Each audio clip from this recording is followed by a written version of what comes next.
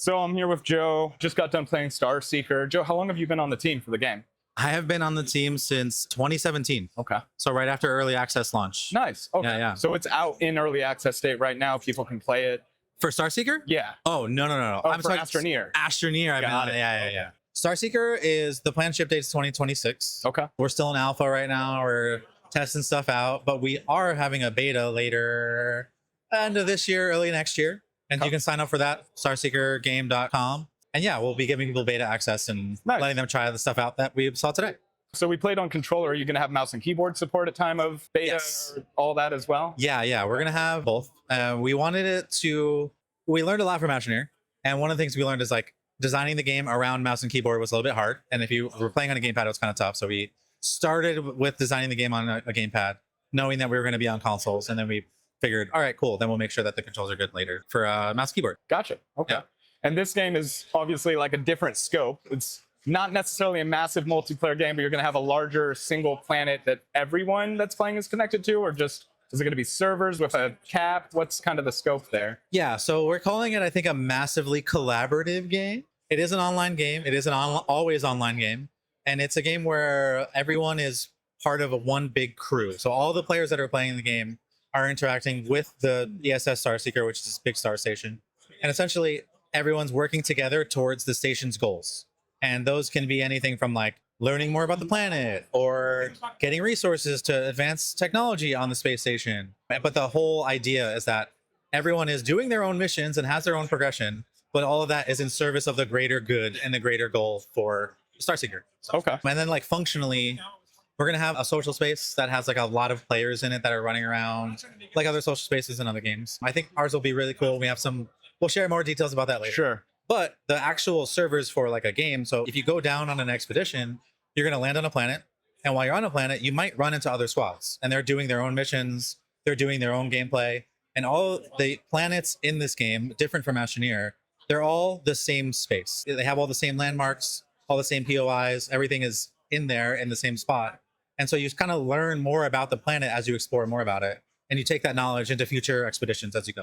And you guys are going to have, I think the best way to explain it is like an extraction light, right? You've got some extraction elements. You're not an extraction game. Yes. But you have a certain amount of time to complete your mission on the planet. And that's basically portrayed through oxygen, right? Because in the first game, oxygen was the big thing. You had to set tethers and do all that. And then in this one, you're making it more of an action adventure. So you're going to have more freedom, I guess is the best way to put it. Totally. Yeah. We didn't want to just like make another survival game.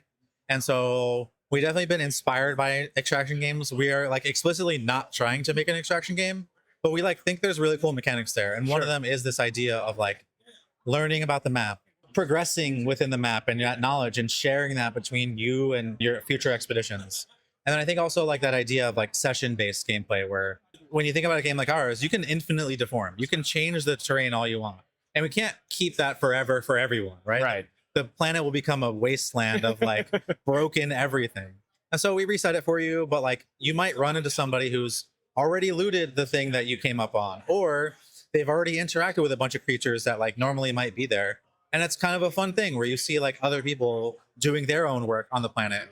The big thing about extraction games that we don't have is like we don't have any PvE elements, PvP elements. Right. It's all about the environment. It's all about us as a crew working with each other in the environment. So that's where it's a bit different. Very cool. Now, last question I have for you. You mentioned upgradability of your character and things like that. Are we going to see customization like Astroneer? Are we going to see like an RPG aspect in this as well to a certain extent? So I got two things there. One, on one side of it, we'll definitely see progression stats. Like we'll see you're upgrading your gear. Some of the stuff that you saw in the demo today is like the water nozzle or the shock lasso and things like that. Those things will be upgradable. There's better versions of them that have more functionality.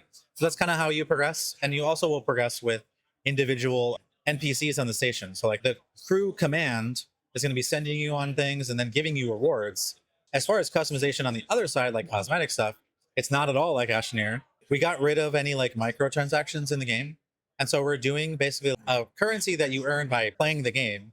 There's an in-game like shop where you can find cosmetics and you just purchase them with that currency. You don't have to spend any money on it. Cool. Yeah, so we got rid of that. And we're still going to have outside of game purchases like packs, supporter packs and things like that. Sure. But they're very like, we're going to do a few of those every once in a while. And they're completely optional and they're real money. There's no buy this currency, then buy a thing. It's very much like, hey, buy the game, and if you want to spend extra $5, you can get a cool thing. And it's very transparent. There's no other layer in between there. So I said last question, but I got one more for It's you. fine. You can ask as many as you want. Are you gonna have cowboy hats? We are.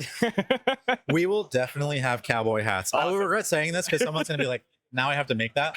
But that's okay. We had one on Astroneer. It took a while to add it. It was actually quite a meme for a while in Astroneer, yeah. and I'm glad we have them now. One other thing I didn't mention that's also different, if I may, Yeah, absolutely. is we're also gonna have cross progression and cross play across all of our platforms. That's another thing too, where it's like, all right, we're not gonna charge you if you play on another platform.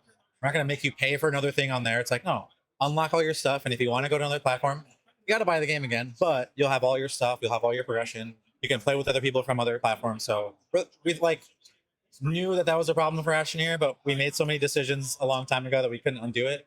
So we're really happy to have that for this game. Awesome. Well, thank you, Joe. I really appreciate your time, and thanks for meeting with me. Thank you so much.